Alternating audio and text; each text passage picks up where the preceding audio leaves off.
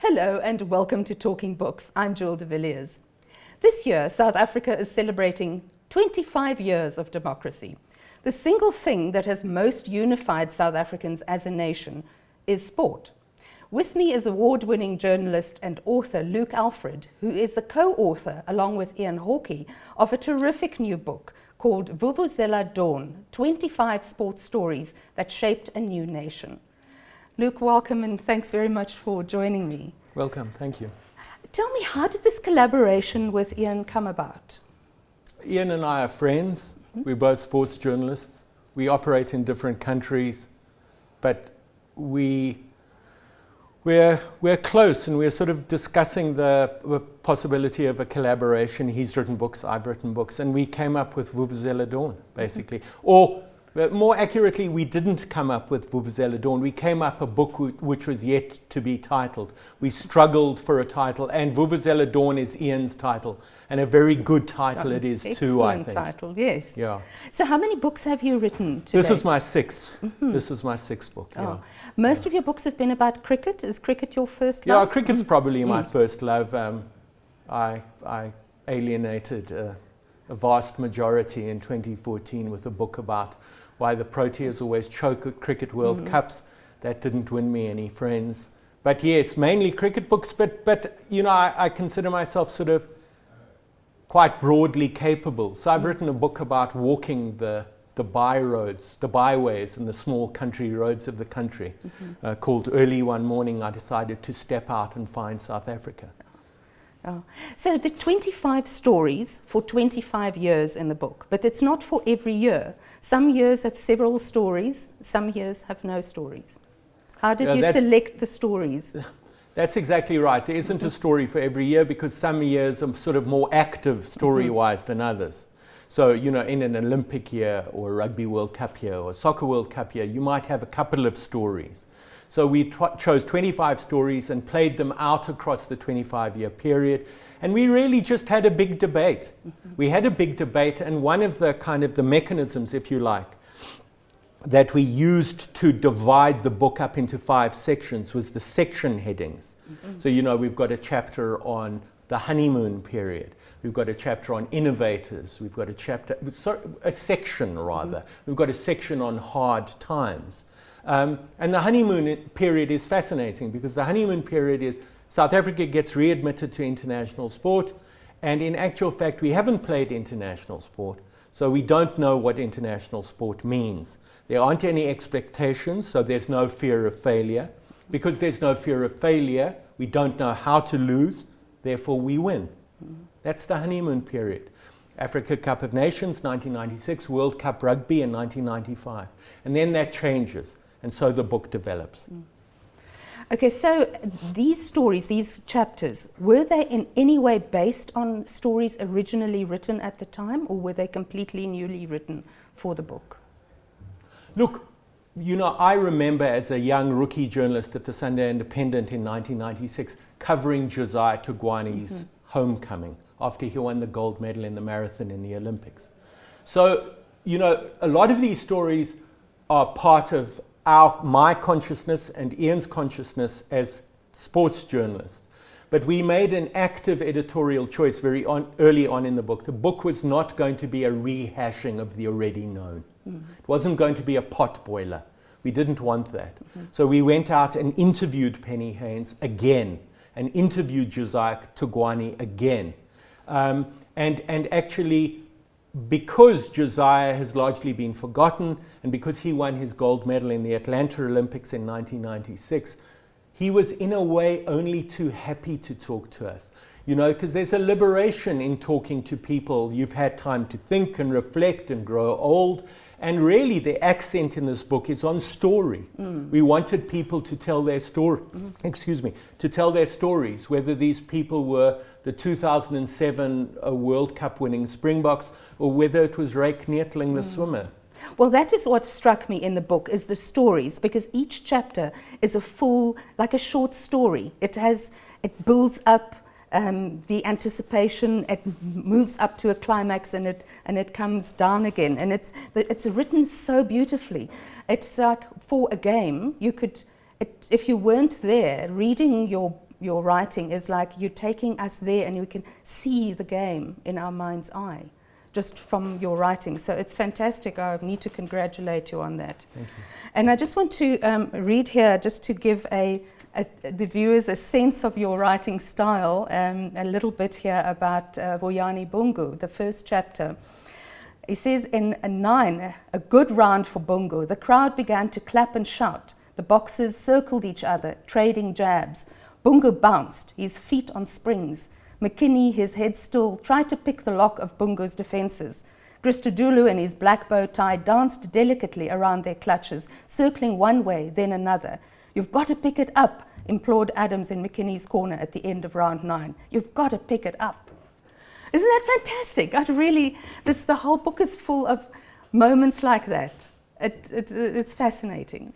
One of the things that's very apparent to me in contemporary South Africa and in contemporary South African journalism and writing is we have a plethora of stories as South Africans, as new South Africans, as contemporary South Africans. But I would venture to say that many of those stories are ill-conceived or badly written. So what we've tried to do in this book is we've tried to write long-form stories. We're always bearing our reader in mind and take our readers into the heart of the matter, do new research, give them the little details that make something meaningful. Readers need to be taken into the inner sanctum.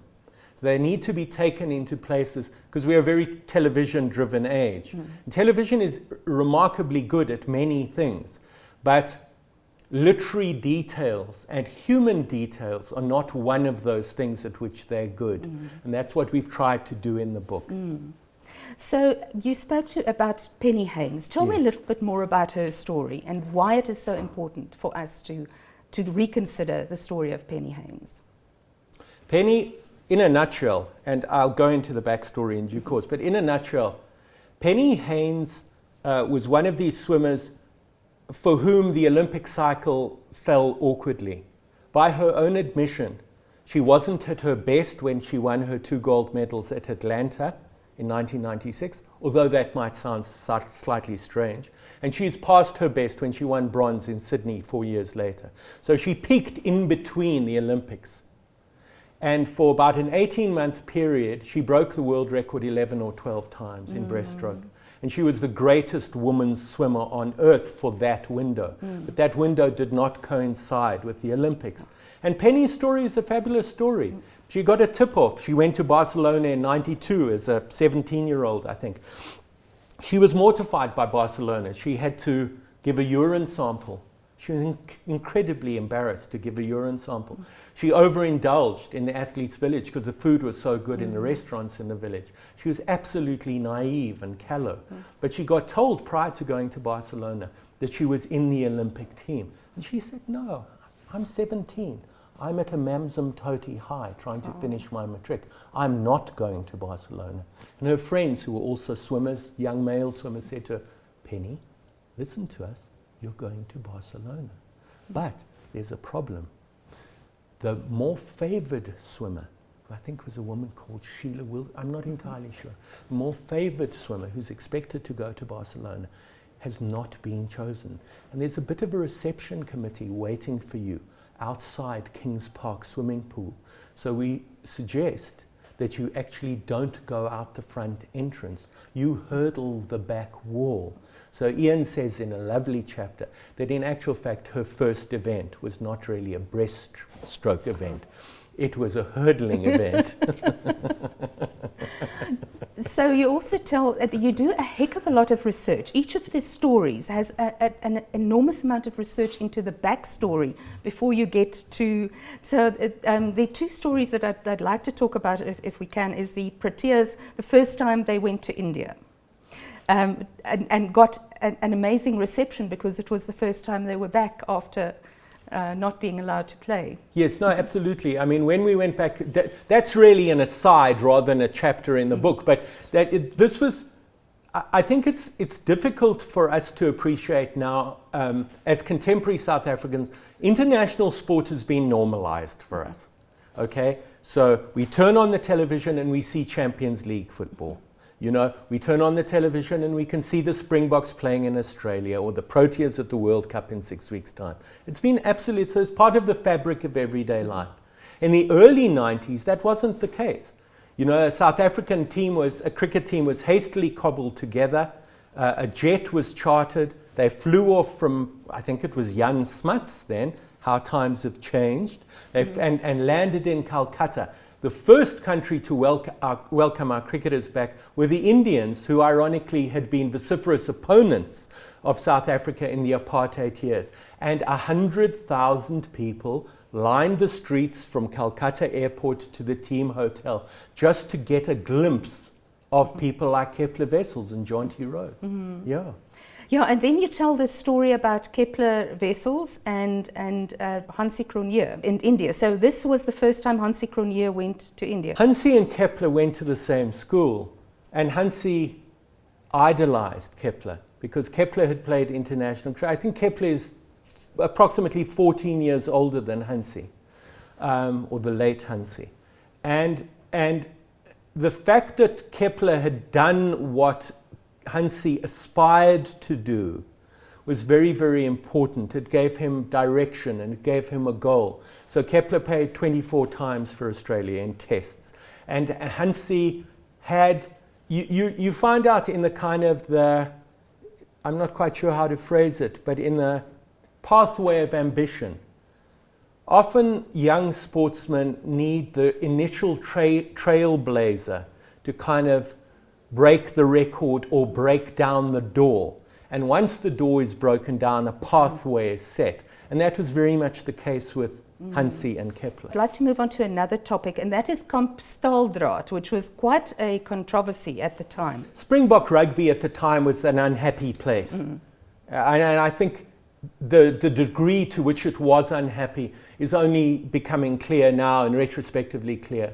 But it emerged after the 2003 World Cup, which was in Australia and New Zealand, in which we didn't do very well, that there was a boot camp in Tabazimbi before the World Cup.